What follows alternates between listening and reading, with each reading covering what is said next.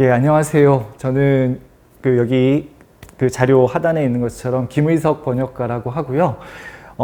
지난 한 4년 전에 계산기는 어떻게 인공지능이 되었을까라고 하는 주제로 한번 강연을 이곳에서 했던 적이 있었는데, 또 이후 한 4년이 지난 이 시점에 또 이렇게 불러주셔서 올해 포럼의 책 속의 행복에서 이렇게 제가 번역한 가로로 만든 세계라는 책을 소개해 드릴 수 있게 돼서 정말로 감사드립니다. 이 책은 인공지능에 관한 책인데요. 사실 그 책 전반에 대해서 간단히 말씀드리면 기술만을 다루고 있진 않고 기술을 설명하는 부분도 있고 또 사회적 문제를 설명하는 부분도 있고 또 인문학적으로 우리 사람에 대해서, 인간에 대해서 생각해 보는 그런 부분들도 있습니다. 그래서 좀 그런 내용의 것들을 오늘 여러분들에게 좀 소개해 드리고 같이 나누어 볼 수 있도록 하겠습니다. 이 책 원서는 21년 3월에 이제 출간이 됐는데, 제가 완역한 시점은 20년 10월이었어요. 그런데 이제 이 책이 출간된 거는 2023년 10월이었죠. 그래서 제가 완역한 시점부터 한 3년 정도 시간이 흐른 다음에 이 책이 이제 저희 나라에 출판이 됐는데, 사실은 왜 일반적으로 한 6개월, 3개월에서 6개월 정도 이렇게 소요가 되는데 3년이 걸려서 왜 이렇게 오래 걸렸을까라고 생각을 해보니까, 아마도 20년, 21년이 인공지능이 약간 올라가다 주춤하던 시기였거든요. 그래서 아마 출판사에서 지금 내면 이건 안 돼. 이러다가 작년에 챗GPT 이런 게 나오면서 엄청나게 지금 올라갔지 않습니까? 인기가. 그러다 보니까 이때다 하고서 출판사에서 출간하지 않았을까라는 생각이 듭니다. 이 책은 그 옥스퍼드 대학교 컴퓨터공학과 교수님인 마이클 올드리치 교수님이 쓴 책인데, 사실 저는 이분에 대해서 잘 알지는 못합니다. 그런데 한번 번역을 하는 과정에서 한번 찾아보니까 인공지능 분야에서 굉장히 지명도도 높으시고 활동도 많이 하시는 그런 교수님이시더라고요. 그다음에 이제 제 사진은 제가 놓으면서 제 앞 얼굴을 놓지 않고 제 이 뒷모습을 이렇게 놨는데, 사실 그 나름의 좀 이유가 있기는 합니다. 번역가라는 직업은 사실 제 생각을 말하는 직업이 아니라 이 저자분이 쓴 지식 혹은 저자분의 의도, 이거를 이제 전달하는 작업이지 않습니까?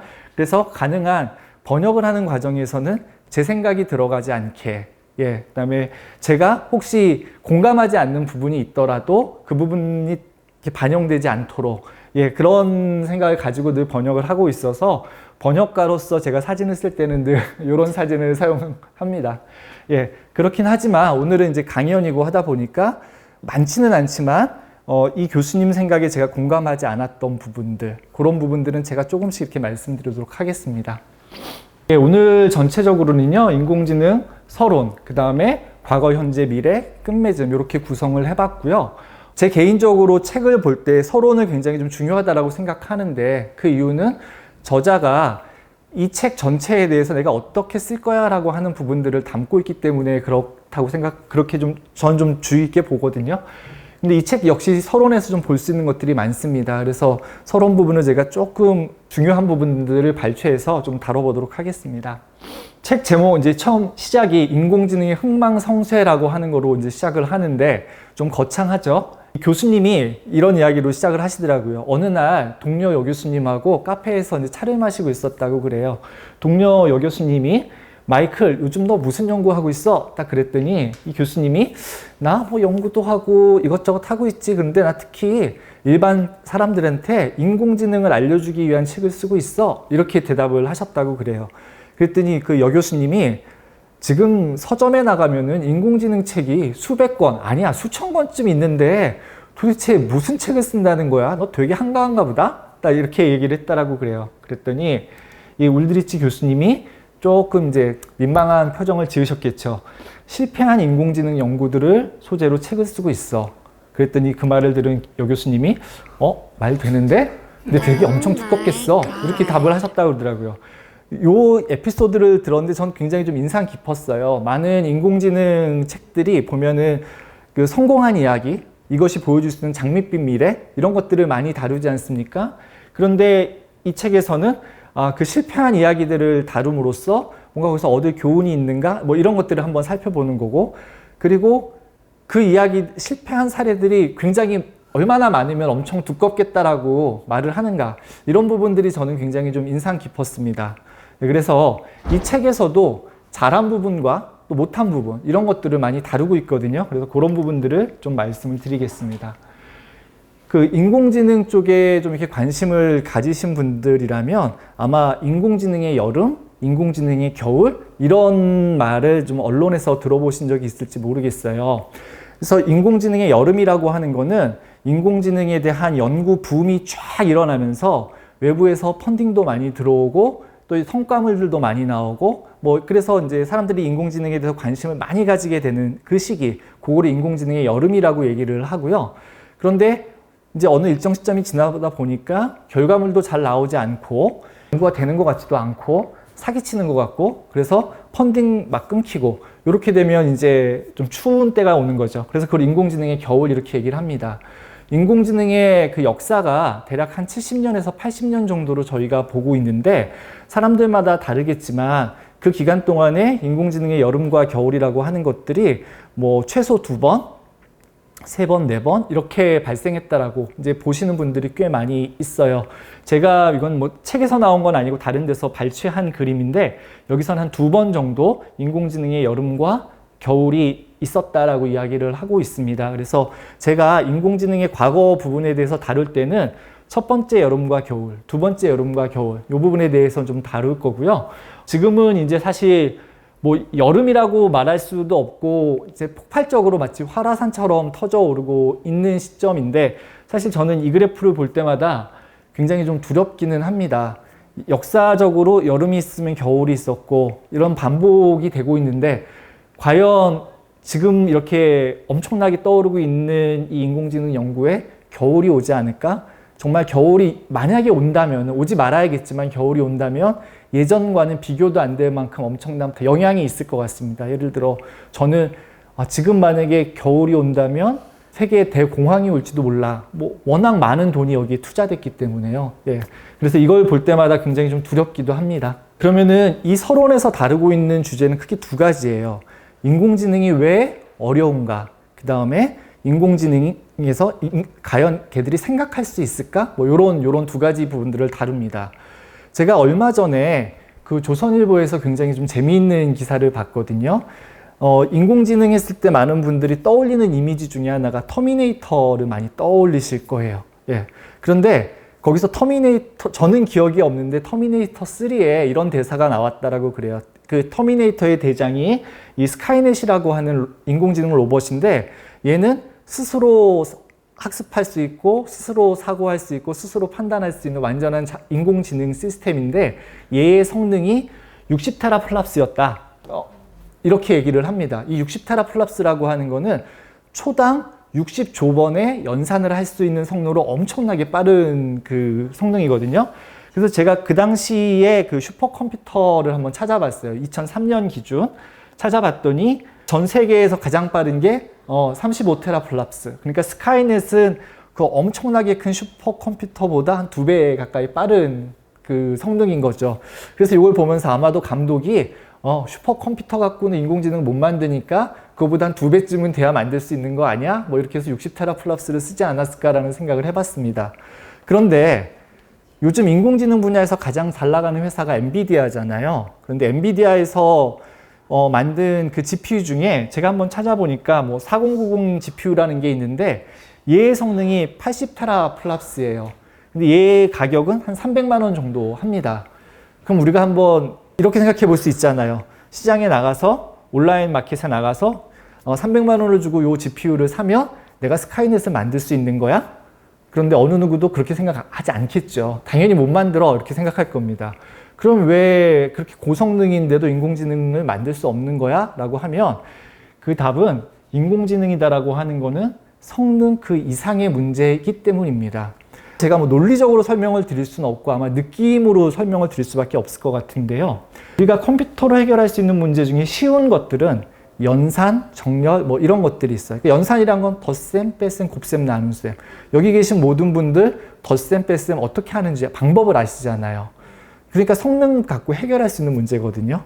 정렬이라고 하는 거는 여러 개의 숫자들이 막 뒤죽박죽 섞여 있을 때 작은 수부터 큰 수까지 혹은 큰 수부터 작은 수까지 줄 세우는 거거든요.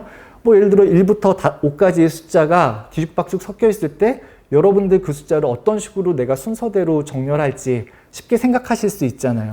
그래서 사실 우리가 방법을 아는 문제, 이 문제를 어떻게 풀어야겠다라고 하는 해결 방법을 아는 문제는 성능만 가지면은 해결할 수가 있어요.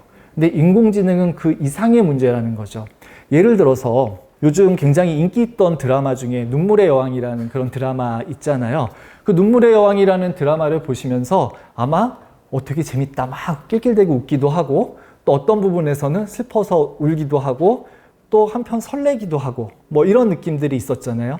그런데 너 왜 거기서 그렇게 낄낄대고 웃어? 네가 그렇게 웃는 이유를 그냥 재밌어서가 아니라 네 몸속에서 어떤 작용이 일어나서 네 머릿속에서 어떤 과정을 거쳐서 네가 낄낄대고 웃는 건 줄 알아? 그러면은 그거를 설명할 수 있는 사람은 지구상에서 없을 거예요. 즉 뭔가가 우리가 작품을 감상하고 작품을 느끼고 또 생각하고 이런 부분들은 우리가 방법적으로 설명할 수가 없어요. 아직까지. 그렇기 때문에 아무리 성능이 뒷받침된다고 하더라도 그것을 구현할 수는 없는 거죠.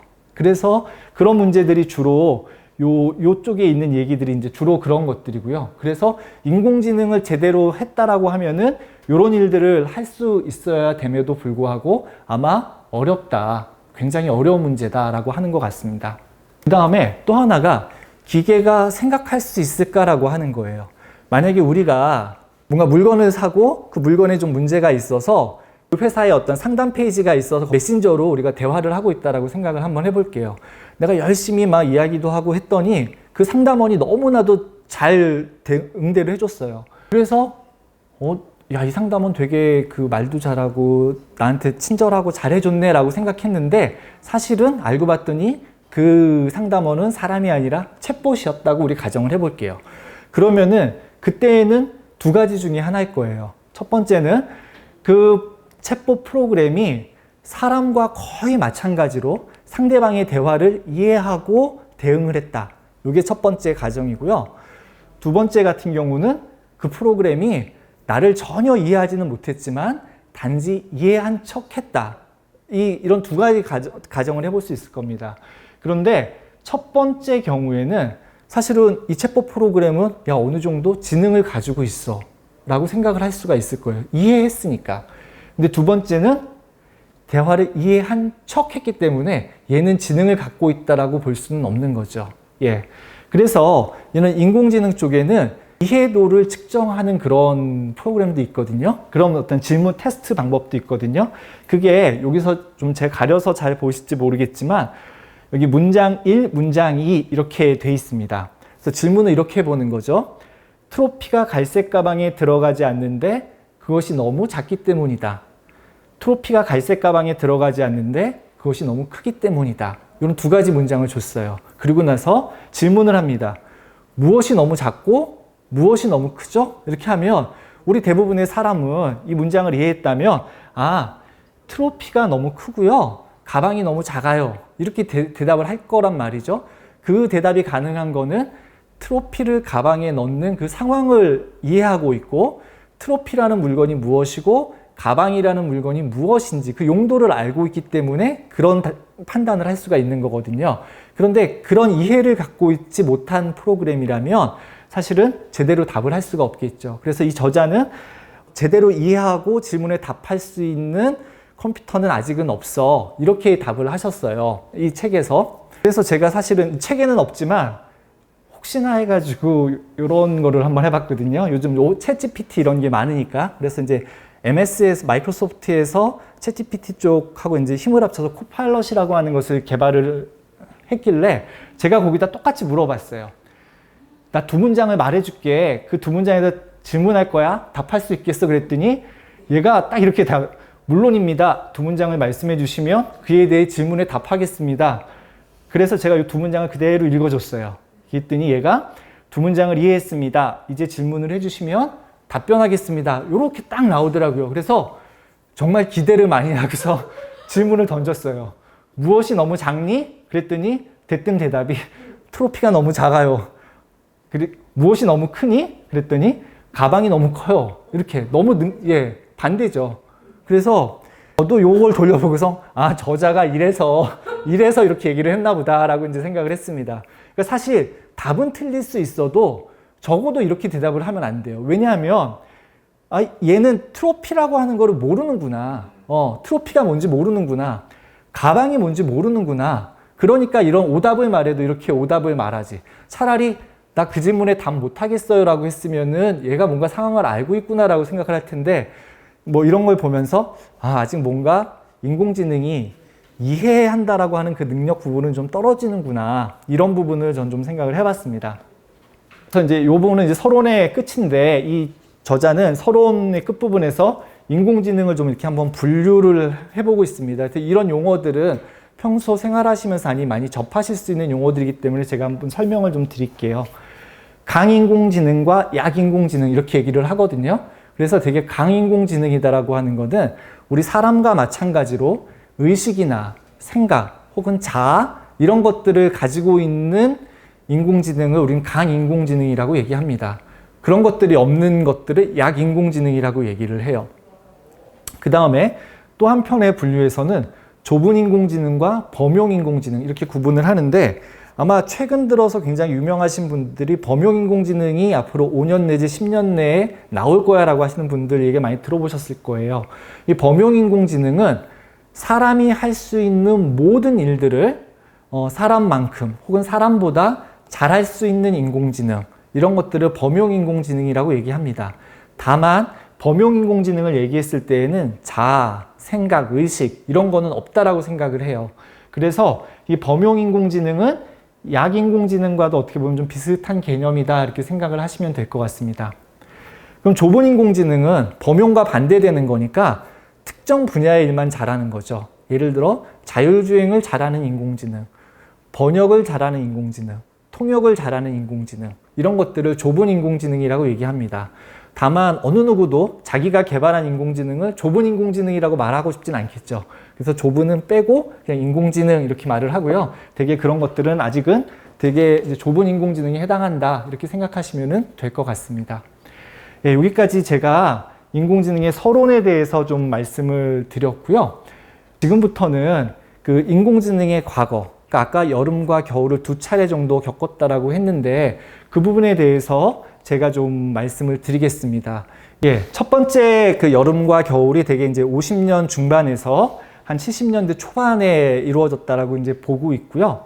그 인공지능의 여름을 여신 분이 이 오른쪽 사진의 존 매커시 교수님이세요. 다트머스 대학 교수님이셨는데, 이분이 1956년에 인공지능 쪽에 이제 대가분들을 다 모아가지고 우리 같이 한번 공동 연구를 해보자 하면서 그 인공지능 여름학교를 개최합니다. 그게 이제 펀딩도 받고요.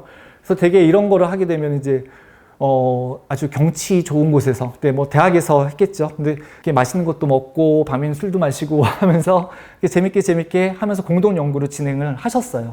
그때 이제 참여하셨던 분들 몇 면이 굉장히 유명한 분들이 많으셨다고 그러더라고요. 그리고 이분들이 처음에 이 행사를 시작하면서는 야, 우리 같은 대가들이 모여가지고 한 달 정도만 아주 열심히 하면은 인공지능 분야에 있는 웬만한 문제들은 우리가 다 해결할 수 있을 거야 라고 생각하셨다라고 해요.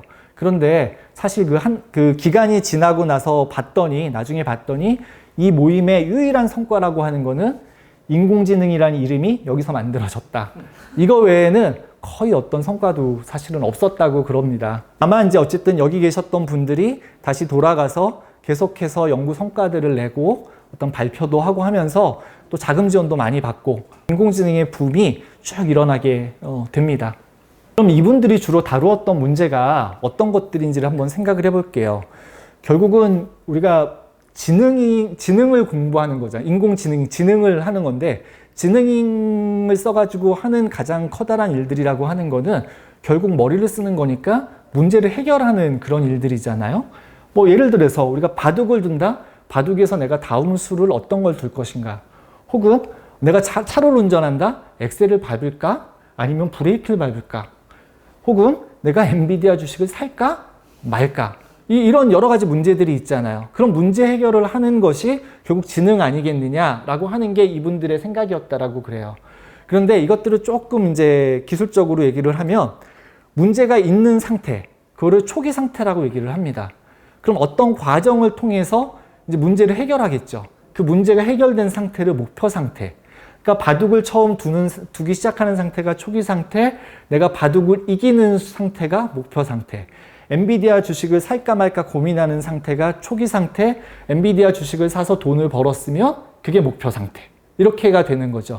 그래서 결국 그 과정에 단지 그냥 한 가지 일만을 해가지고 그게 되는 게 아니라 수 없이 많은 과정이 거칠 테니까 그 과정에서 내가 초기 상태부터 목표 상태까지 어떻게 도달할 수 있을까, 그 과정을 탐색하는 그것이 지능이고 우리가 연구해야 될 것이 아니겠는가라고 생각을 했다라고 그래요. 그래서 그 일들을 이 당시 교수님들이 열심히 하게 됩니다. 그래서 제가 지금부터는 그런 문제들을 한번 여러분들께 설명을 좀 드려볼까 해요. 이 하노이 탑이라고 하는 문제 혹시 들어보신 분 계세요? 예, 들어보셨어요? 이게 뭐 베트남 쪽에 내려오는 전설이라고 하는데 그 인도에 브라만교 사원이 있다라고 합니다. 그런데 거기에는 기둥이 3개가, 커다란 기둥 3개가 있고요. 거기에는 이렇게 원판 64개가 꽂혀 있는데 원판의 크기가 다 제각각 다르다라고 그래요. 그래서 맨 아래에 가장 큰 원판이 꽂혀 있고 맨 위에는 가장 작은 원판이 이렇게 꽂혀 있대요. 이 승려들이 굉장히 뭐 돌을 닦고 이렇게 수양하는데 게을렀나 봐요. 그래서 하루는 신이 그 승려들한테 명령을 합니다. 야, 내가 일을 하나 시킬 테니까 다음 규칙 2가지를 꼭 지키면서 이 일을 해내. 그 일이 뭐였냐면 이 64개의 원판을 다음 2가지 규칙을 지키면서 다른 기둥으로 옮겨. 이렇게 명령을 내렸다고 그래요. 근데 그 규칙이라는 게 뭐냐면 원판은 한 번에 오직 1개씩만 옮길 수 있어. 이렇게 얘기를 하고, 또 하나는 절대로 작은 원판 위에 큰 원판이 올라오면 안 돼. 이 규칙 2가지를 줬다라고 그래요. 그러면은 승려들이 이 문제를 해결할 수 있었을까요?가 이제 질문이겠죠.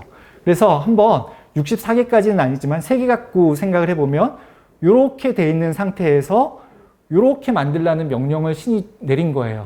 그런데 이런 경우, 이건 작은 원판 위에 큰 원판이 올라와 있죠. 이런 경우는 있으면 안 돼. 이렇게 이제 제약을 한 거죠. 예. 그래서 이게 어떻게 보면 굉장히 쉬운 문제 같은데 이 컴퓨터 쪽에서는 굉장히 쉽지 않은 문제거든요. 그 이유를 한번 말씀을 드려볼게요. 지금 제가 64개를 그릴 수는 없으니까 3개짜리를 가지고 한번 이렇게 그려봤습니다. 이게 이제 초기 상태고 한번 잘 따라가 보세요. 이런 식으로 계속 옮길 수가 있어요.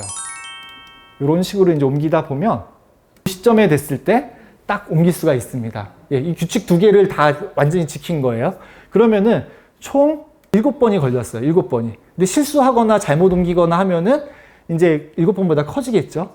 근데 원판이 3개였거든요. 그러면은 2의 3승, 2의 3승이 8인데 8 빼기 1 해서 7 이렇게 되는 겁니다. 그럼 예를 들어 원판 개수가 4개가 되면요. 요거를 한번 나중에 심심하시거나 졸리실 때 5개 정도를 가지고 해보시면 잠이 확 깰 겁니다. 이렇게 돼요. 예, 이렇게 됩니다. 그래서 총 15번이 걸려요.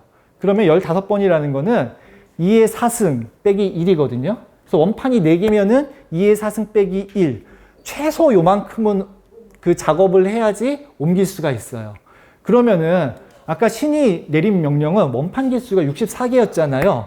그럼 이 숫자 뭐 생각해보면 2의 64 빼기 1이거든요. 2의 64라는 숫자는 엄청나게 큰 숫자예요, 사실은. 그래서 10의 18승 아마, 그러니까 10의 18승이란 공이 18개 붙는다는 거잖아요. 이거 읽으실 수 있는 분들 여기 별로 없으실 거예요. 예, 10의 18승 곱하기 16이고요. 만약에 승려들이 1초에 원판 하나씩 옮겼다라고 가정했을 때 이게 몇 년이 걸리는지 한번 따져보니까 50억 년이 걸리더라고요. 그러니까 50억 년이면은 지금 남은 태양의 수명이 50억 년이라고 하니까 태양계가 아마 없어지는 시점일 겁니다. 그렇게 오래 걸려요. 그런데 사실은 아까 제가 3개로 옮길 때, 4개로 옮길 때 단 한 번의 실수도 않고선 쭉 제대로 옮긴 거거든요. 예, 계속 나름 머리를 써가면서 이렇게. 그런데 그거를 컴퓨터가 할 경우에는 사람처럼 판단할 수가 없어서 훨씬 더 많은 일을 해야 돼요. 그게 이제 어떻게 되는 거냐면 이제 요 그림을 가지고 표현을 해봤는데요. 예를 들어 요게 이제 초기 상태지 않습니까? 그럼 이제 저희는 처음에 바로 이제 이렇게 옮겼는데, 이렇게 짱을 이렇게 옮겼는데, 컴퓨터는 가능한 모든 경우를 다 만들어야 돼요. 그래서 요 작은 거를 요쪽으로도 옮겨보고 요쪽으로도 옮겨가요.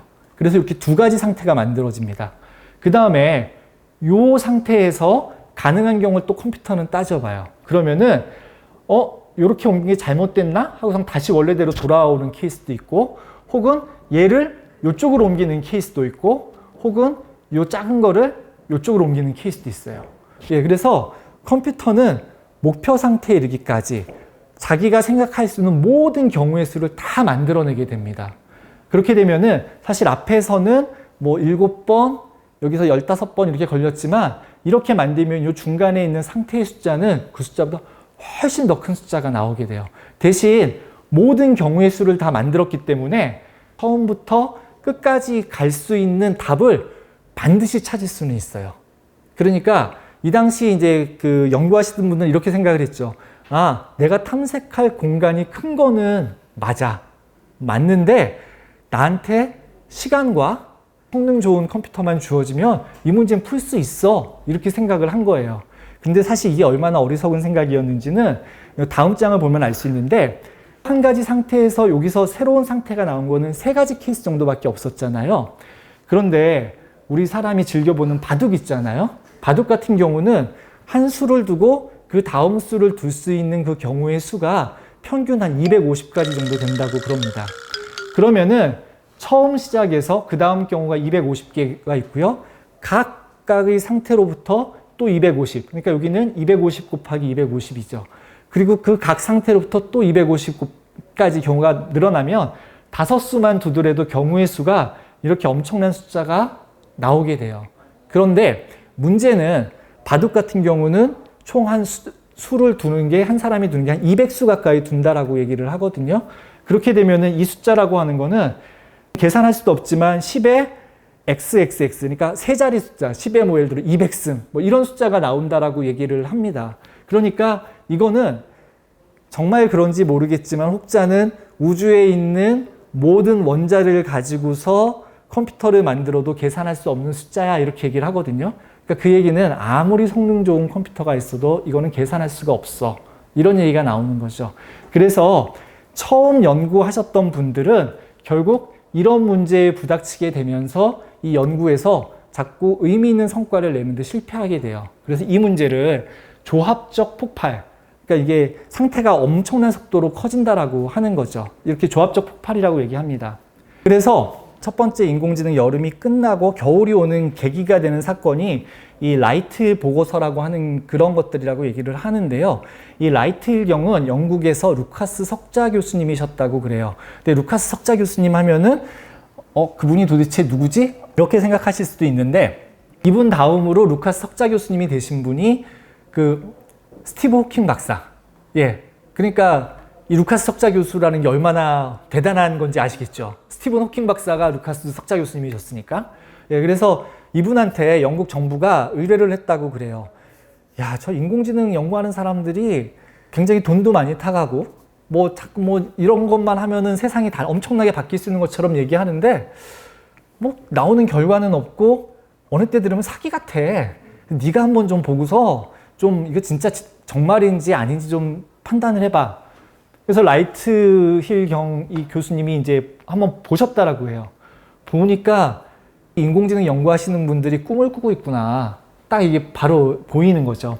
이 사람들은 시간과 자원만 있으면 풀 수 있다라고 하는데, 이거는 시간과 자원이 있어도 풀 수 있는 문제가 아니야. 너무 문제의 크기가 커. 예, 그래서 현실적으로는 절대 풀 수 없는 문제들이야 라고 이분이 신랄하게 비판을 합니다.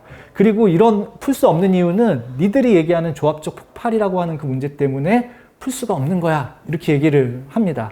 그래서 이 보고서가 계기가 되면서 이제 정부에서도 더 이상 펀딩 안 해주고, 대학 연구라는 거 교수님 계시니까 아시겠지만 돈이 많으면 거기 연구 못 하잖아요. 그러다 보니까 연구가 이제 완전히 좀 이렇게 확 가라앉게 됩니다. 그래서 첫 번째 겨울이 이제 시작이 되게 됩니다. 그래서 이 기간이 지속이 되다가 이제 두 번째 인공지능의 여름이 다가오게 되는데, 이 시점에서는 좀 뭐랄까 이제 접근 방법을 다르게 하기 시작을 했어요. 앞에서는 문제 해결을 할 수 있는 게 인공지능이야 라고 이제 얘기를 하고선 지능에 대해서 생각을 했는데, 이 시점에 들어와서는 우리 사람이 자라고 하는 과정에 어려서부터 태어나자마자 바둑 두는 사람이 어딨어. 태어나면서부터 문제 해결할 수 없는 사람이 어딨어. 공부하잖아. 공부라는 게 뭘까요? 어떠한 지식을 축적하는 과정이잖아요. 그러니까 지식을 쌓아야지만 인공지능도 지능을 발휘할 수 있는 거야 라고 하는 식으로 좀 생각의 방향이 달라지게 됩니다. 그래서 지능이 필요한 일이라는 건 무엇일까? 반드시 문제 해결이 아니라 지식을 축적하고 그 축적된 지식을 이용할 수 있는 것, 이게 인공지능이야, 이게 지능이야 라고 이제 방향을 바꿔보게 됩니다. 한마디로 아는 것이 힘이야 라고 하는 거하고 이제 일맥상통하는 거죠. 그러면서 나온 게 뭐냐면 전문가 시스템이라는 게 나와요. 그래서 여러 가지 일들을, 사람처럼 여러 가지 일들을 할 수는 없지만 특정 분야의 일들은 그쪽에 지식을 쌓아서 그쪽 분야의 전문가만큼 잘할 수 있도록 만들어주는 시스템, 이런 것들을 전문가 시스템이라고 얘기를 합니다. 그러면은 이제 지식을 쌓는 일이 필요하잖아요. 그리고 지식을 사용하는 일이 필요하고, 그래서 지식을 쌓는 방법들을 그 사람들이 이제 그 제안을 하는데, 이렇게 규칙의 형태로 이제 지식을 쌓게 됩니다. 규칙이라는 건 어떤 조건과 결론, 이런 형태로 되는데, 그게 뭐냐면, 예를 들어서 털이 있는 동물은 포유류야 이렇게 생각할 수 있잖아요. 그러면은 동물에게 털이 있다면 얘는 포유류야, 이런 형태로 우리가 규칙을 만들어요. 동물에게서 우유가 나온다? 그럼 그 동물은 포유류야. 동물인데 날개가 있어. 그럼 걔는 조류야. 이런 식으로 어떠한 사람들이 갖고 있는 지식을 어떤 형태로든 규칙을 만들게 돼요. 그렇게 해서 지식을 쭉 축적하고 나면은 그 축적된 지식과 연관 있는 질문들에 대해서는 답을 할 수가 있는 거죠. 예를 들어서 답을 어떤 식으로 하는지 한번 보여드릴게요. 우리가 10곡에, 20곡에 이렇게 얘기를 하나요? 뭔가 내가 상상하고 생각하고 있을 때 그걸 맞추는 그거잖아요. 그럼 예를 들어서 내가 동물을 하나 생각을 했어요. 내가 동물 하나 생각할 테니까 네가 맞춰봐 이렇게 얘기를 한 거예요. 그랬더니 이 친구가 야, 그 동물은 우유가 나오니? 이렇게 질문을 한 거예요. 그러면은 이 대답하는 사람이 우유가 나와 이렇게 답을 했어요. 그러면은 동물에게서 우유가 나온다? 그 동물은 포유류다.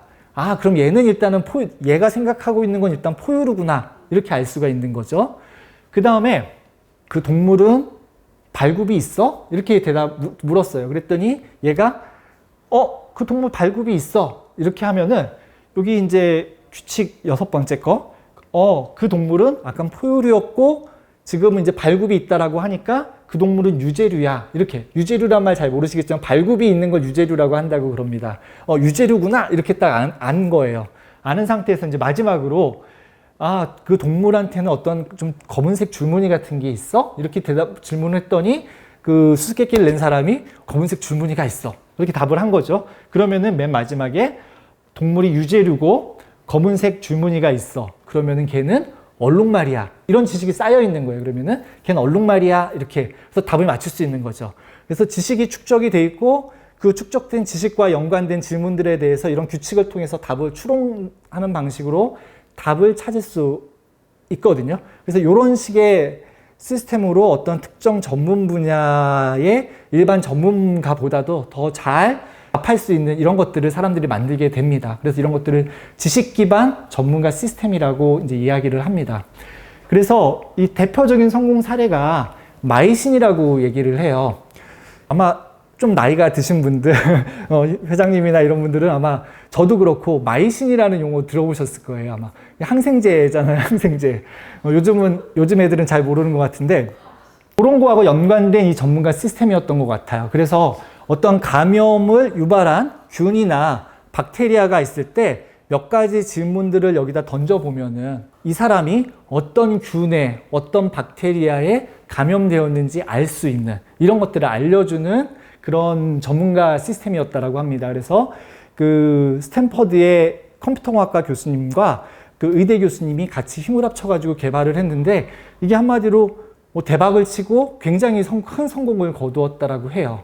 그래서 이 저자분은 이게 성공을 거둘 수 있었던 이유를 이 커다란 특징 1, 2 이런 식으로 보거든요. 그 1이 첫 번째가 뭐냐면 질문과 답변하는 방식으로 이렇게 질문하고 답하는 방, 이거는 되게 우리 사람과 사람이 그렇게 하잖아요. 우리 병원에 가서도 의사 선생님이 어디가 아프세요? 아, 열이 나고요. 배도 좀 아픈 것 같고요. 속도 메식거리고요. 뭐 이러면은 아마 의사 선생님도 막 컴퓨터 치잖아요. 요즘. 그러면 뭐가 나올 것 같아요. 볼 수는 없지만. 그런 식으로 하고 또 그러면은 의사가 그거면은 아마 어쩜 장염 같은 걸지도 모르겠는데요. 그러면은 화장실은 자주 가시나요? 또 이렇게 질문하고. 이런 식으로 질문하고 답변하는 식으로 얘는 동작을 하는 거예요. 나 보니까 사람들한테 뭔가 이렇게 신뢰도 줄 수 있고 이거 뭔가 되는 것 같은데 이런 느낌을 줄 수 있는 거죠. 그것도 굉장히 중요한 특징이었고요. 사실 전 두 번째 특징이 굉장히 중요하다고 생각을 하는데 맨 최종적으로 내린 결론에 대해서 그 이유를 설명하는 게 가능을 했습니다. 그러니까 앞에서 제가 그 얼룩말 그 질문을 드렸잖아요. 그럼 이제 처음에 수수께끼를 낸 사람이 야, 너 얼룩말 맞췄네? 그러면은 어떻게 얼룩말인 줄 알았어? 그러면은 설명을 할 수 있잖아. 너 그 포유류라며, 그 발굽도 있다며, 그리고 검은색 줄무늬도 있다며. 그러면 그 얼룩말이지 뭐야? 이렇게 설명할 수 있잖아요. 그런데 지금 오늘날 나온 인공지능들은 현재 그런 설명을 잘 못합니다, 사실은. 뭔가 진단을 했는데 왜 그렇게 진단했어? 그러면은 그냥 그렇게 나왔어지 이러한 과정을 거쳐서 이게 나왔어라고 설명을 못해요. 근데 어느 경우에는 사실 설명이 필요 없는 경우들도 있는데 어느 때에는 반드시 설명이 필요한 경우들이 있거든요. 그래서 그런 측면에서 봤을 때 이런 두 가지 특징 때문에 이 전문가 시스템이 성공을 거두었다라고 얘기를 하고요. 이 책에서 보면은 이런 비슷하게 성공했던 이야기들이 여러 개가 나옵니다. 그런데 또 이것 역시 겨울로 다시 가게 되는데 그 겨울로 가게 된 사건이 바로 이 사이크라는 시스템을 만들면서 이제 문제가 생기는데요. 이 더글러스 레너트라고 그 당시에 굉장히 유명한 교수님, 젊고 유망한 교수님이셨다고 그래요. 근데 이 교수님이 생각을 하신 거죠. 제 아이가 지금 고3인데 어떤 과목들을 시험을 치냐면 국어, 수학, 영어, 사탐, 과탐 뭐 이런 것들을 시험을 쳐요. 그러면 우리가 각각에 대한 전문가 시스템을 만든다라고 생각하면 국어 지식을 막 축적을 해가지고 하면 국어 전문가 시스템을 만들 수 있을 거예요. 수학 지식을 막 쌓아가지고 하면 수학 전문가 시스템을 만들 수 있을 거예요. 영어 관련한 지식을 막 쌓아서 하면 영어 전문가 시스템을 만들 수 있을 거예요. 그렇게 생각하다 보면 어떻게 될까요?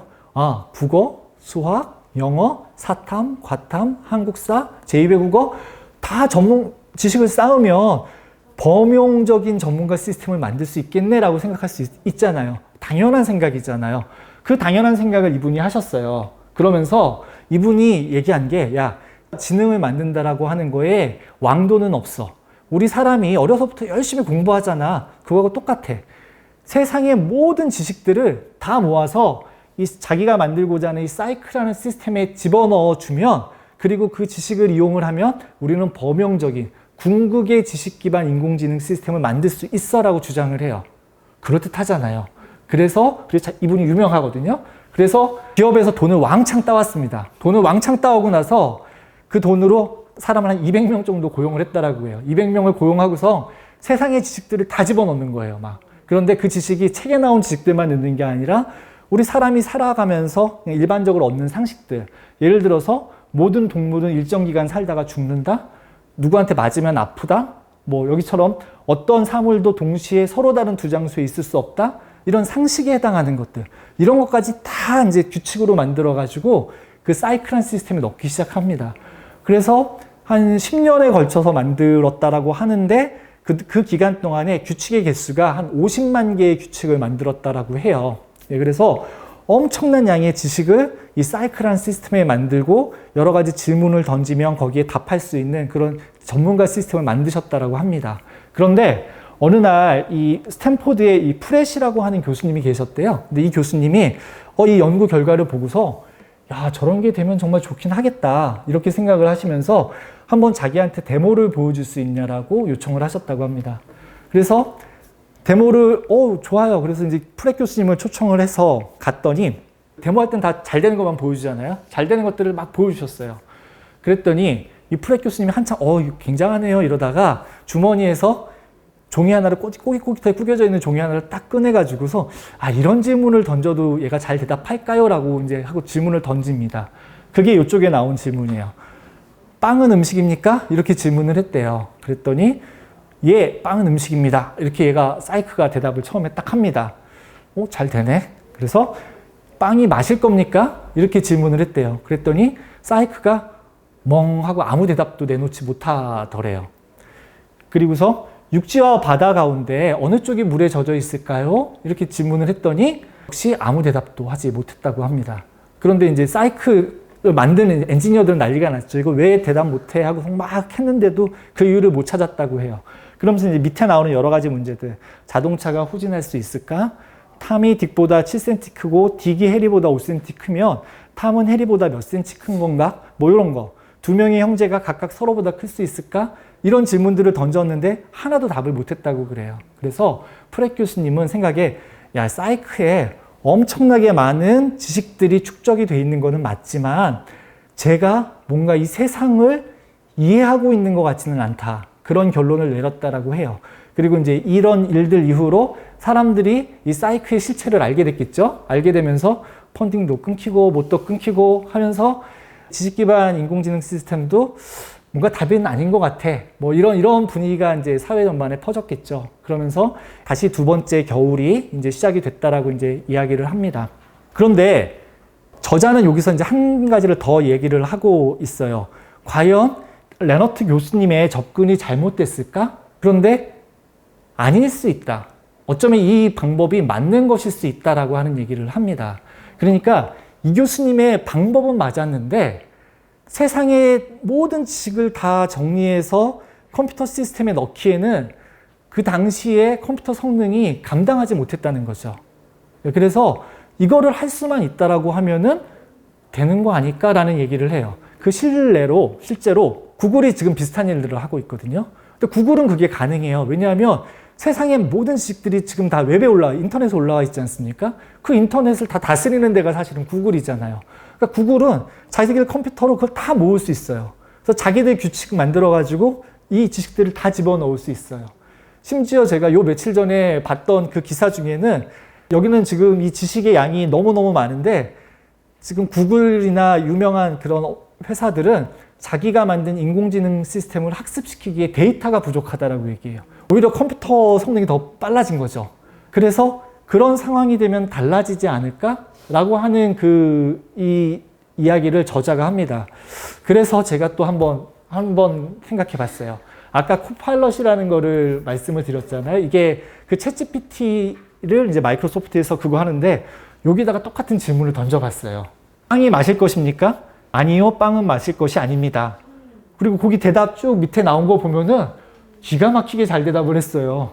육지와 바다 가운데 어느 쪽이 물에 젖어 있을까? 딱 했더니 바다가 물에 젖어 있다고 말할 수 있습니다. 그러면서 그 밑에 뭐 육지도 젖어 있는 부분이 있지만 아닌 곳도 있기 때문에 비교한다면 바다가 젖어 있어요. 뭐 이렇게 딱. 제가 정말 감동이었던 거는 탐이 딕보다 7cm 크고 딕이 해리보다 5cm 큰데 탐이 해리보다 얼마나 큰가. 뭐 간단한 수학이긴 하지만 너무 자연스럽게 뭐 이리 해서 12cm 큽니다. 이렇게 얘기를 하길래 얘가 수학도 할 수 있구나. 앞에 사이크가 대답하지 못했던 문제들을 얘는 지금 현재 인공지능 시스템은 다 대답을 하더라고요. 그래서 이걸 보면서 얘가 그렇다고 의식이 있다, 생각이 있다, 뭐 이거는 아니지만 적어도 앞에 그 레너트 교수님이 했던 그 지식의 축적을 하고 그 축적된 지식을 통하여 추론하는 어떤 그런 그런 방법들이 잘못된 방법이 아닐 수도 있겠구나 라고 하는 생각을 요런 예제를 통해서 저도 한번 해봤습니다. 예. 그래서 제가 여기까지 해서 인공지능의 과거 부분을 좀 다루었고요. 좀 잠시 쉬었다가 그 뒤쪽에 이제 현재, 미래, 끝맺음 부분 제가 좀 소개해 드리도록 하겠습니다. 예. 지금까지 인공지능의 과거에 대해서 말씀을 드렸는데 이제 현재와 미래 그리고 끝맺음 이 부분에 대해서 좀 말씀을 드리겠습니다. 지금부터 할 얘기는 어떤 기술적인 얘기보다는 좀 이렇게 사회적인 문제 아니면 인문학적인 좀 이런 주제를 다룬다라고 생각하시면 될 것 같습니다. 우리가 사람은 무병장수하고 싶잖아요. 진시황도 중국을 통일하고 영원히 살기 원했던 것처럼. 그러니까 새로운 기술이 나오면 무조건 그거는 의학 쪽에 쓰인다라고 생각을 해도 맞을 것 같아요. 그래서 제프 힌턴 교수님인데 이분이 지금 최근에 이 딥러닝 기반의 인공지능 이 폭발적인 성장에 시발점을 연 교수님이거든요. 2016년에 이런 말씀을 하셨대요. 의대에서 방사선 전문의 교육을 중단해야 합니다. 그러니까 방사선 전문 X선, 엑스레이, 초음파 이런 거죠.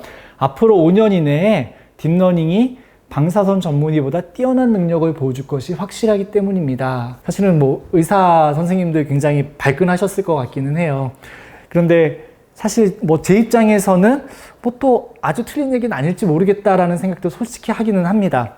그런데 이분 말처럼 되지는 않았지만 지금 현재 이 AI 기술이 건강과 관련한 이 부분들이 엄청나게 쓰이고 있어요. 예를 들어 한국에서도 카카오 브레인에서 이 우리나라의 주요 병원들과 같이 힘을 합쳐서 협력해서 의료 영상 진단 솔루션 같은 것들을 개발하고 있다라고 얘기를 하고 있고요. 방사선 진단뿐만 아니라 모니터링, 우리 심장 계속 모니터링 하거나 아니면 뇌졸중, 치매 이런 것들도 계속 모니터링 하고 또 암 같은 거 진단할 때도 많이 쓰고요.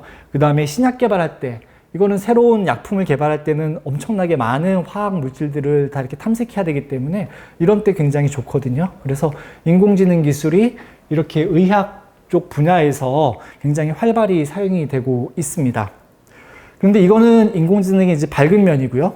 제가 지금부터 이야기할 부분들은 약간 좀 문제가 될 수 있는 이런 것들을 좀 말씀을 드릴게요.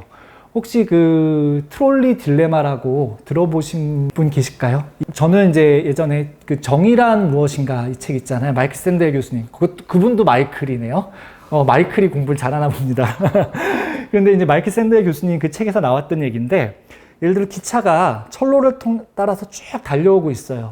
그런데 이 기차가 멈추지 않고 쭉 달려가면 그 앞에서 일하고 있는 5사람을 치어서 죽일 상황입니다. 그런데 우리 철로는 이렇게 길을 바꿔줄 수 있잖아요. 그래서 누군가 결정자에 해당하는 사람이 이 레버를 돌리면 이 경로를 바꾸어서 이쪽으로 갈 수 있어요. 그런데 그쪽에는 다른 한 사람이 있습니다. 그래서 자기가 이 레버를 당기면 5사람이 사는 대신 한 사람이 죽는 요런 5사람을 살릴 것인가 한 사람을 살릴 것인가 요 결정을 해야 되는 상황인 거죠. 그래서 이런 것들이 처음에는 옛날에는 그냥 이렇게 철학적인 그런 문제였다라고 얘기를 해요. 근데 우리가 자율주행차라고 하는 게 나오니까 이게 있을 수도 있는 일이겠네가 되는 거잖아요. 자동차가 막 달려가다가 자기 앞에 5사람이 있어요. 내가 안 멈추고 쭉 가면 5사람이 다 죽어. 내가 핸들을 딱 틀려고 보니까 저쪽에 한 사람이 있네? 그럼 핸들을 틀어야 돼, 말아야 돼. 이걸 자율주행차가 판단을 해야 되잖아요. 그래서 어떤 신문 기사에는 자율주행차는 이미 누구를 죽일지 결정하고 있다. 이런 굉장히 자극적인 기사도 나온다고 합니다. 그런데 우리가 어떤 철학을 가지고 있느냐에 따라서 이 결정이 달라질 것 같아요. 이 공리주의적 결정, 그러니까 최대 다수의 최대 행복, 이런 것들을 추구하는 철학이라면 5사람의 생명과 한 사람의 생명, 어느 쪽이 더 귀해?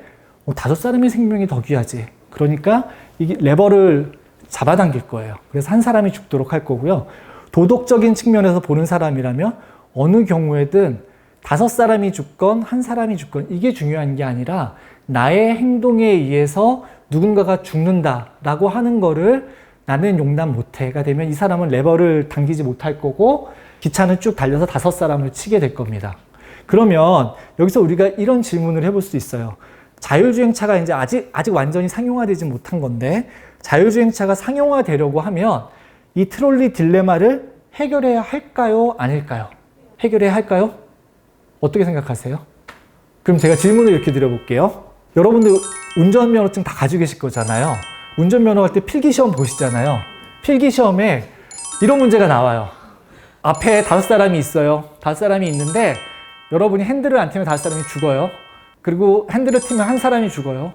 어느 쪽을 택하시겠어요? 이런 문제를 필기시험으로 보시고 운전면허 따신 분 계세요? 없잖아요. 그러니까 저자는 얘기하는 거예요. 트롤리 딜레마라는 게 굉장히 재밌어 보이고 있을 법한 문제처럼 보이지만 자율주행차 상용화를 위해서는 해결할 문제가 아니다. 이렇게 말씀을 하시는 거예요. 그럼 이런 상황이 있으면 어떻게 해야 될까요? 자동차는 브레이크 밟고 멈춰야 되는 거죠. 핸들을 누르는 게 아니라 그렇게 하면 되는 거예요. 그러니까 이 저자는 이 문제를 통해서 무슨 얘기를 하고 싶은 거냐면은 인공지능이다라고 하는 걸 연구하면서 사람들이 너무 쓰잘데없는 문제들을 많이 만들어낸다. 전혀 고민할 필요가 없는 그런 문제들을 많이 만들어내고 굉장히 이게 심각한 문제인 것처럼 이야기한다. 근데 자기가 생각했을 때는 심각하지 않은 문제라는 거죠. 그럼 문제 같지도 않은 문제를 고민하게 되면 어떤 문제가 생기냐면 정말 중요한 문제, 정말 해결해야 될 문제, 이런 것들을 해결하지 못하게 된다는 거죠.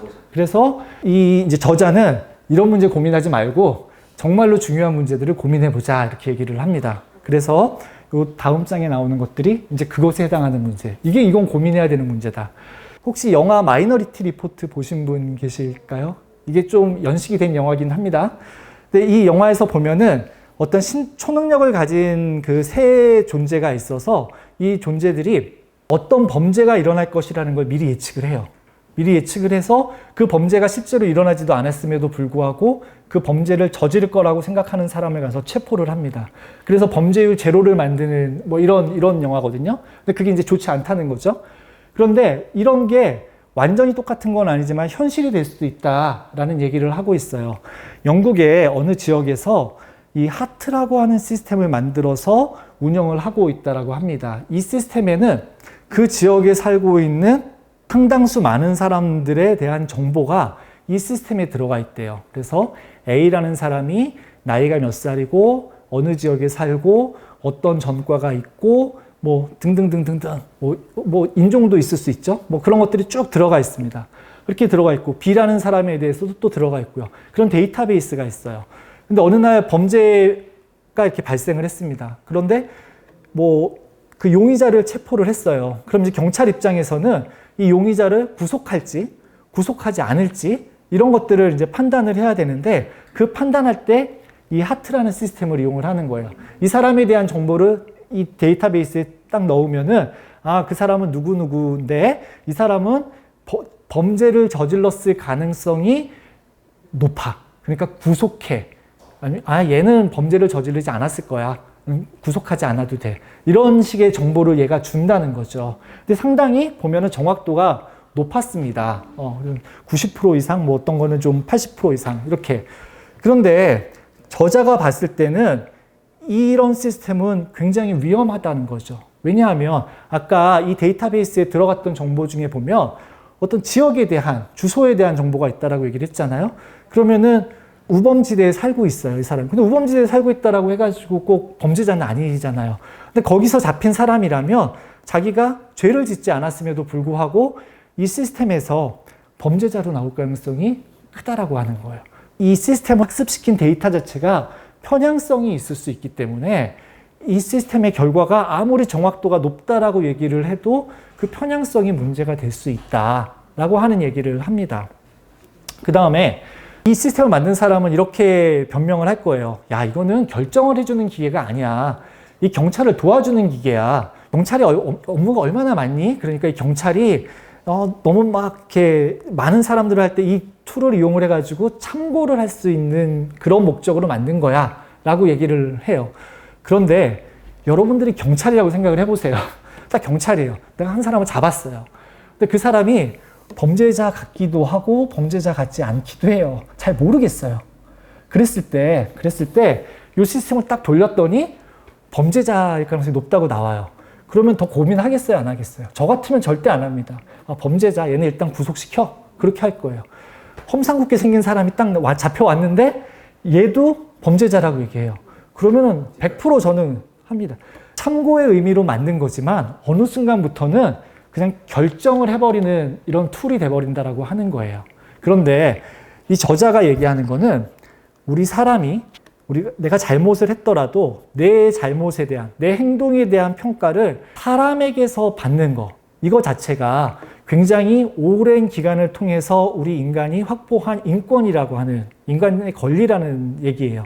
그런데 이 시스템을 도입하게 됨으로써 그 인간의 권리를 포기하고, 그러니까 포기하는 게 아니라 인간의 권리를 상실해버리게 되는 거죠. 그렇기 때문에 이런 시스템을 만들 때에는 굉장히 주의를 기울여야 되고 사용함에 있어서도 굉장히 주의를 기울여야 된다라고 이제 얘기를 하는 거예요. 앞에 또 제가 얘기한 게 있었잖아요. 결과가 나왔을 때 지금의 인공지능 시스템은 결과를 설명 잘 못한다고. 구속의 범죄자야 라고 했는데 왜 범죄자라고 평가했어 라고 하면은 대답을 못하는 거죠. 예, 그런 게 문제가 되는 거예요. 그래서 이런 거를 할 때 굉장히 조심해야 됩니다. 고민해야 됩니다라고 저자는 얘기를 합니다. 아까 나 교수님 그 킬러 로봇 이런 거 비슷하게 말씀하셨잖아요. 그게 딱 요거예요. 아까 제가 자꾸 나이가 좀 있다 보니까 터미네이터 얘기를 많이 하게 돼요. 예, 그런데 혹시 터미네이터 1과 터미네이터 2편 다 보신 분 계세요? 보셨죠? 그러면은 터미네이터 1편하고 2편하고 어떤 차이가 있는지 혹시 아세요? 아놀드 슈왈츠제네거가 나오잖아요. 이 아놀드 슈왈츠제네거에 있어서 1편과 2편이 굉장히 큰 차이가 있어요. 제가 2편을 볼 때 사실은 처음 한 10분, 20분 굉장히 혼란스러웠거든요. 그 이유가 뭐냐면 터미네이터 1편에서는 아놀드 슈왈츠제네거가 나쁜 터미네이터예요. 여기서는 주인공을 구하러 온 착한 터미네이터예요.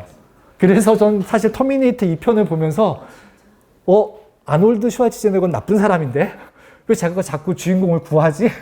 이러면서 사실 처음에 굉장히 혼란스러웠어요. 그런데 둘 다 어쨌든 막 사람도 죽이고 하잖아요. 그러면은 나쁜 로봇이 사람을 죽이면은 안 되고 착한 로봇이 사람을 죽이면은 괜찮은 건가요? 저는 어떻게 보면은 야 로봇이 감히 사람을 어떻게 죽여? 안 되지 이렇게 생각을 합니다. 그런데 우리 지금 가장 훌륭한 전투기가 F-35 스텔스 전투기인데 여긴 다 어쨌든 다 유인이지 않습니까? 사람이 타잖아요. 사람이 타서 막 이렇게 하다 보면 물론 군인이니까 명령을 받으면 명령대로 수행을 하죠. 근데 하다못해 이렇게 폭격을 하려고 하다 보면 뭐 영화 속에 많이 나오잖아요. 주저주저 하고 하다가 뭐 폭격을 하기도 하지만 그래도 인간적인 고민을 하다가 폭격을 하잖아요. 그런 과정이라도 겪는데 인공지능 로봇이 만약에 킬러 로봇이 나오면 그런 고민조차 안 하게 될 거라는 거죠. 그래서 사실 인공지능 로봇 드론에다가 그나마 지금 드론은 사람이 조종이라도 하는데 인공지능 기능을 넣고 거기에 카메라 싣고 거기에 폭탄 싣고 그렇게 해서 일단 날려보내게 되면은 걔는 더 이상 사람이 제어하는 게 아니거든요. 그러면은 어느 순간 얘가 누군가를 죽이는 거는 사람이 선택해서 죽이는 게 아니라 그 사람의 생사 여탈권을 로봇이 가진다는 거죠. 예, 그래서 이 책의 저자는 과연 그런 게 맞느냐. 뭐 사람이 사는 세상에서 누군가를 죽이고 누군가를 살리고 이거는 뭐 피할 수 없는 일이긴 하지만 사람을 죽이고 살리는 그 생사 결정을 사람이 아닌 로봇이 하는 게 맞느냐, 인공지능이 하는 게 맞느냐 이런 철학적 질문을 던지게 됩니다. 그리고 이 킬러 로봇이 정말 무서운 게 뭐냐면 만들기가 어렵지 않아요. 이미 우리 드론 있잖아요. 드론 있고 거기 카메라 달려 있잖아요. 그럼 거기 학습시키면은 예를 들어 제가 굉장히 뛰어난 세계적인 과학자 뭐 이런 거라고 생각을 해볼게요. 그래서 적국에서 저를 죽이려고 그래요. 그러면은 그 드론에다가 제 얼굴 열심히 막 학습시켜가지고 제가 다니는 곳에서 저를 막 찾아다니게 만들어요. 그리고 폭탄 하나 싣고요. 그리고서 어느 날 제가 커피 들고 막 카페에서 룰루랄라 하고 딱 나오는데 쟤다! 라고 하면은 쟤한테 날아가서 그 주변에 누가 있는지 상관없고 폭탄 빵 터트리는 거예요. 그거는 진짜 어려운 기술이 아니거든요. 폭탄도 있고 드론도 있고 그 정도 인공지능 기술은 다 지금 있고요. 그러니까 만들기 쉽다라는 거예요. 그런 측면에서 정말로 킬러 로봇이라고 하는 것은 우리 인류가 고민해야 될 문제다. 이렇게 이제 저자는 이야기를 하고 있습니다. 그럼 제가 여기까지 이야기를 하고 나면 킬러 로봇을 만드는 게 맞을까요? 만들면 안 될까요? 그런데 만약에 여러분들한테 그걸 선택할 수 있는 기회가 있어요. 의사결정권자예요. 그럼 만들라고 하겠어요? 만들지 말라고? 여기는 어떻게 하시겠어요? 만들어요? 저는 만들지 말라고 할 줄 알았는데 처음에 만들지 말라고 할 것 같거든요. 저도. 그런데 또 이렇게 생각을 해보세요. 저는 뭐 딸만 둘이어서 그렇긴 한데 제 아들이 어느 날 군대를 가야 돼요. 군대를 가는데 얘가 군대 가면 전방에 이렇게 배치를 받을 거래요. 휴전선에 가서 총 들고 이렇게 있어야 된대요. 그런데 어느 날 신문에 발표가 났어요. 지금 우리 킬러 로봇 쫙 다 만들 수 있어. 그래서 킬러 로봇 한 10만 개 정도 만들어가지고 휴전선에 다 깔 거야. 이거 다 깔면은 요번에 군대 오는 애들 안 와도 돼. 이렇게 했어요. 그런데 킬러 로봇을 만들지 안 만들지 결정을 해야 돼. 그러면은 어떡할까요? 저는 찬성해요, 그러면은. 저희 아들 안 보내려고. 예. 그래서 이게 생각보다 누구나 쉽게 생각했을 때에는 로봇이, 인공지능 로봇이 사람을 죽이면 안 되니까, 만들면 안 돼. 이렇게 생각할 수도 있지만, 또 한편으로는, 사람이 나가서 직접 전쟁 치르다가 죽는 것보다는 로봇이 나가서 싸우는 게 훨씬 나은 거 아니야? 인공지능 로봇이 나가서 싸우는 게 훨씬 나은 거 아니야? 그렇게 생각할 수 있다는 거죠. 그래서 사실 얘는 정말 만드는 것이 맞는지, 아닌지, 그런 결정을 하기가 굉장히 어렵습니다, 사실. 예, 그래서 정말 이런 문제들이야말로 우리 인류가 인공지능을 연구함에 있어서 고민하고 정말로 좋은 해답을 찾아내야 하는 그런 문제다. 이렇게 이야기를 이 저자는 하고 있습니다. 그래서 아까 트롤리 딜레마 이런 거 말씀하셨는데 그런 거 고민하지 말고 이런 거 고민해라 라고 하는 게 이제 저자의 의도예요. 그래서 이제 제가 인공지능의 현재 부분에서 요 마지막 장으로 이제 요거를 제가 준비를 해봤는데, 제가 이걸 찾아보지를 못했는데 제가 요 글귀를 이 책에서 찾은 건지 아니면은 딴 데서 제가 읽고 생각이 나서 쓴 건지는 잘 기억은 나지 않습니다. 근데 이런 글이 있더라고요. 새로운 기술은 수시로 등장한다. 그쵸, 맞죠? 그런데 그것은, 즉 기술 자체는 좋은 것도 나쁜 것도 아니다. 예를 들어 철이 좋은 것인가 혹은 나쁜 것인가. 우리가 철을 가지고서 사람을 죽이는 칼을 만들면 그건 나쁜 거죠. 근데 철을 가지고서 사람을 살리는 메스를 만들면 그건 좋은 거죠. 즉 기술 자체는 좋은 것도 나쁜 것도 아니다. 그 기술을 어떻게 쓰느냐, 쓰는 사람에 따라서 좋은 기술이 되고 나쁜 기술이 되는 거다. 이 얘기를 그 저자는 하더라고요. 그러면서 결국은 나쁜 인공지능이 있고 우리 좋은 인공지능 뭐 이렇게 했는데, 나쁜 인공지능은 이건 편향적인 인공지능, 그 다음에 가짜뉴스 많이 나오죠. 또 킬러 로봇, 저는 이건 나쁘다라고 생각합니다.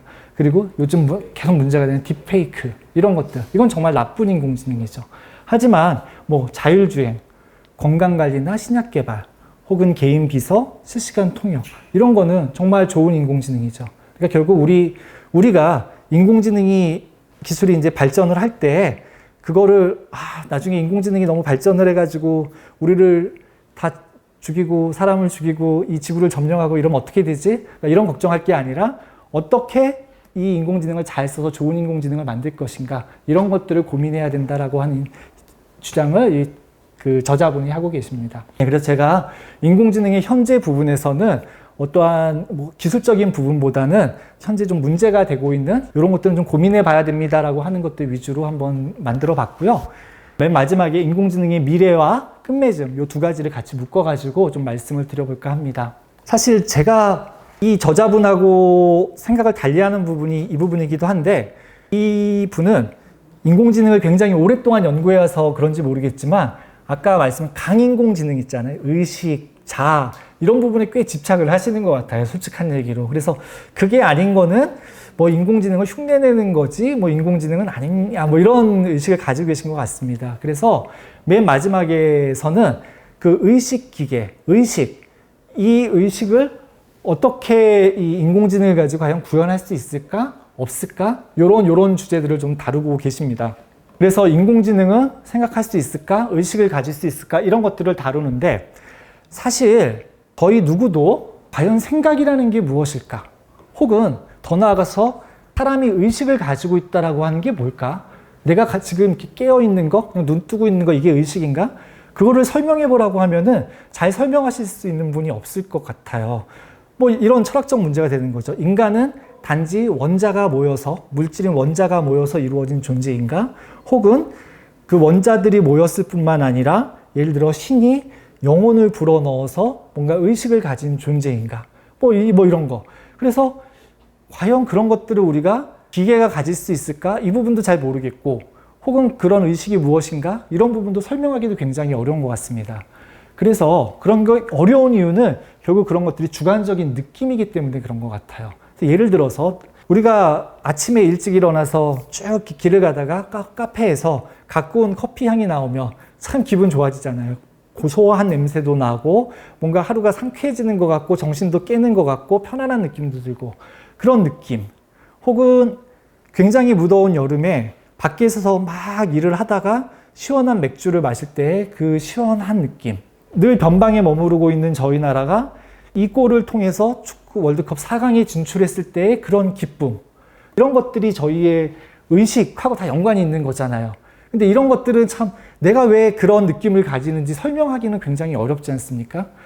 그래서 저자는 그런 걸 하고 있는 것 같아요. 예를 들어서 우리가 아무리 인공지능 시스템을 만들어서 학습을 시켰다 하더라도 걔 앞에 이런 향이 나는 커피를 갖다 놓은들 걔가 정말 좋아요. 혹은 이런 걔 앞에 시원한 맥주를 갖다 놓은들 걔가 너무 시원할 것 같아요. 어쩌면은 지금 인공지능 시스템은 지금 나온 것들은 그런 척할 수는 있을지 몰라요. 그렇지만 그런 느낌을 가지는 못할 것 같습니다. 그런 주장을 이 저자는 하는 거예요. 그래서 저희가 지난번 강의 때도 사실 그런 말씀을 드렸었는데, 저는 예전에 이제 알파고하고 이세돌 선수하고 이제 경기를 했을 때 제가 이제 저희 아이들한테 얘기를 했었거든요. 저거 절대로 이세돌 못 이겨. 그런 일은 있을 수 없어. 그래서 아빠가 어떻게 알아? 야, 아빠가 컴퓨터 공학과 나온 사람이야. 저건 절대 못해. 이랬어요. 웬걸요? 그냥 초장부터 그냥 이슬 내리 줄줄이 졌잖아요. 그래서 아주 제가 저희 애들한테 소위 개망신을 당한 적이 있거든요. 그런데 그런 알파고가 만들어지고 그런 바둑만큼 어려운 것이 이런 스타크래프트라고 하는 게임이라고 그러더라고요. 그런데 이 딥마인드에서는 스타크래프트도 잘할 수 있는 알파스타라는 것도 만들었어요. 그러면서 이런 알파고, 알파스타 이런 게임이 만들어졌다라고 해서 과연 의식을 가진 기계들이 만들어지는 것일까? 저자는 그거는 좀 뭔가 하나를 잘할 수 있지 모르지만 의식하고는 거리가 멀어.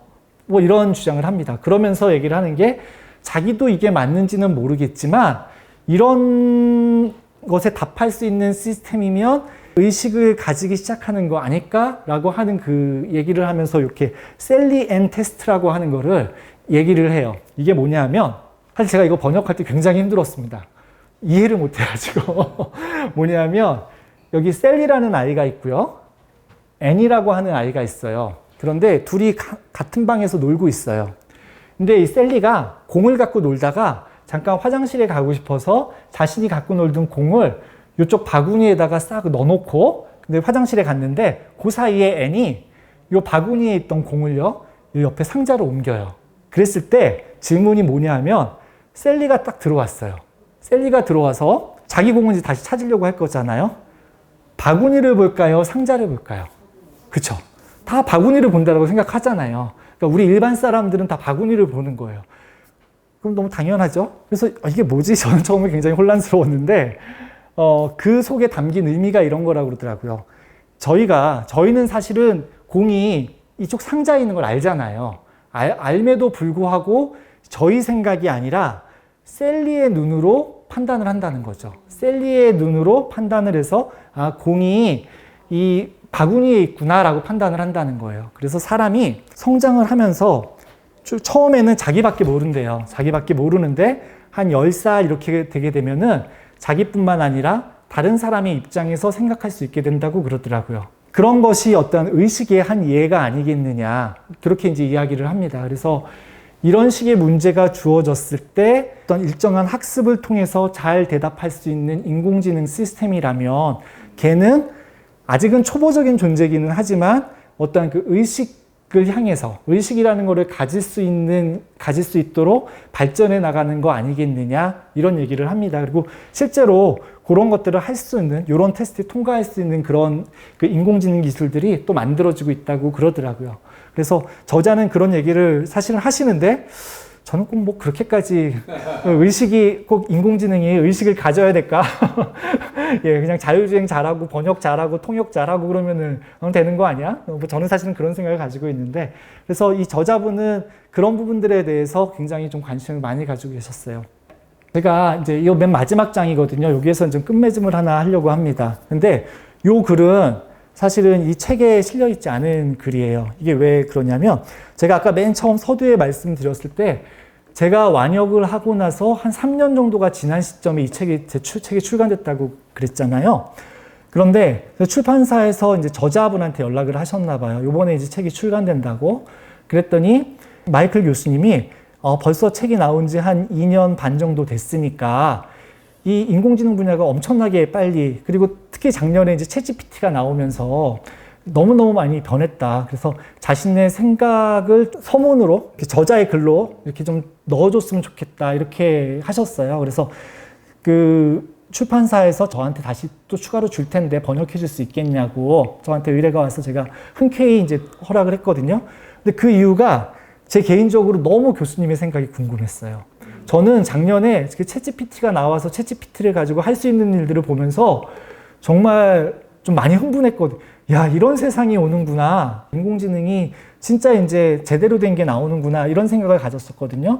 그래서 그런 일들에 대해서 인공지능의 의식에 대해서 이렇게 중요하게 생각하는 이 교수님은 어떻게 생각할까라는 생각이 너무 궁금해서 제가 그거 꼭 좀 받아주세요. 제가 그거 꼭 번역해 드릴게요. 이렇게 하고 받았습니다. 그래서 딱 받았는데 아니나 다를까 이분은 좀 생각이 다르시더라고요. 제가 요 부분 조금씩만 말씀을 드리면 이제 챗GPT가 나오기 전에 또 자기가 생각했을 때는 인공지능 쪽에 돈이 너무 많이 쏠리고 있더라. 자기 같은 교수가 상상하기에는 너무 많은 큰 돈이 인공지능에 쏟아붓고 있어서 잘 이해가 안 됐다. 그런데 챗GPT가 나오더니 세상이 더 이상해졌다. 뭐 이렇게 쓰고 있어요. 좀 부정적이죠? 그러면서 이 챗GPT에 대한 얘기를 하면서 어쨌든 얘가 게임 체인저가 된 것은 맞다. 그렇게 얘기를 합니다.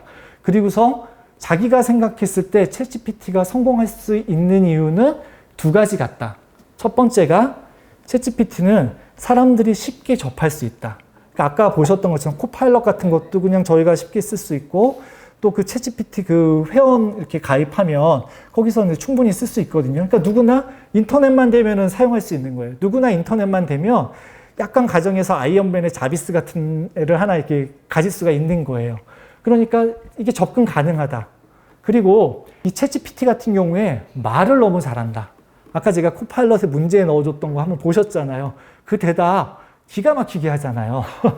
그래서 얘는 너무너무 말을 잘한다. 그래서 접근도 쉽게 접근할 수 있고 말을 잘하기 때문에 사람들이 얘를 진짜 인공지능이다 라고 생각을 한다라고 하는 거예요. 그런데 사실 챗GPT에 있는 커다란 문제 중에 하나가 얘는 못하는 게 있어요. 못하는 게 뭐냐면은 자기가 모른다는 말을 못해요. 무조건 다 안 돼요. 그러니까 얘는 무조건 대답을 해요. 예, 무조건 대답을 하는데 그 대답 중에는 맞는 대답도 있지만 상당히 많이 맞는 대답이 나오지만 어느 때는 자기가 모르는 것에 대해서 우리는 그거 모르겠는데요 이렇게 대답을 하는데 얘는 뭐라도 끌어가지고 와서 답을 만든다는 거예요. 그러니까 그런 거를 봤을 때 얘는 세상을 이해하고 있지 못하는 거다. 우리가 세상을 이해하고 있으면은 내가 모르는 것도 알아서 나 몰라요 라고 대답할 수 있는데 얘는 세상을 이해하지 못하고 이해하는 척만 하고 있기 때문에 모른다라는 대답을 못하고 무슨 말이든 그냥 막 내뱉는다. 그리고 그게 거짓말인지도 모른다. 그래서 자기는 이게 문제가 있다라고 생각한다 이렇게 얘기를 해요. 그러면서 현재 나오는 기술들이 여러분을 현혹할 수도 있지만 어쨌든 간에 앞으로 다음에 등장할 새로운 인공지능이 자신이 생각하는 그런 문제들을 잘 해결해 주리라 믿는다. 이렇게 하면서 이 글을 마치시더라고요. 그래서 저는 사실 아까 말씀드렸던 것처럼 지금의 이렇게 엄청나게 폭발적으로 성장하고 있는 인공지능이 진짜 겨울이 닥치면 공황이 올 것 같은데 정말 현혹이라는 말을 쓰시면 안 되는데 이게 꼭 성공해야 되는데 이렇게 생각을 하는데 어쨌든 이런 인공지능을 연구하시는 입장에서는 그 강인공지능, 의식과 자아와 생각과 이런 것들을 보시는 것 같습니다. 그래서 제가 오늘 준비했던 내용들은 이 책에 대해서 준비했던 내용들은 이 정도로 이제 마치면 될 것 같고요. 이 일들을 통해서 세상 사람들이 다 인공지능이다라고 하는 그 말은 이제 다 아시잖아요. 모르는 사람이 없잖아요. 그렇지만 그 인공지능에 관해서 이야기할 때 조금 한두 마디 정도는 더 거둘 수 있고 더 아는 척 할 수 있는 그런 거 좋지 않습니까? 누가 저한테 그러더라고요. 왜 공부하는 줄 아니? 왜 공부해? 제가 사실 대답을 잘 못했어요. 좋은 직업을 얻으려고요? 잘 쭈삣쭈삣하고 대답을 잘 못하고 있으니까 그분이 그러더라고요. 아니야, 공부하는 이유는 남들한테 아는 척 하려고 하는 거야. 그러니까 그 말을 듣고 보니까 저는 정말로 그런 것 같아요. 제가 공부를 하고 뭔가를 배우고 책을 읽어서 알게 되면은 그걸 누군가한테 살짝 자랑을 해야. 근데 그 기쁨이 굉장히 크더라고요. 그래서 오늘 제가 깊이 있는 지식은 아니지만 인공지능과 관련한 좀 이런 지식들을 여러분들한테 나누었고요. 여러분들이 주변의 사람들을 만나서 술이라도 한잔 하실 때 그런 부분들을 좀 이렇게 썰도 풀고 하시면 하는데 도움이 되셨기를 바랍니다. 예, 긴 시간 좀 지루한 강의 들어주셔서 감사합니다. 예.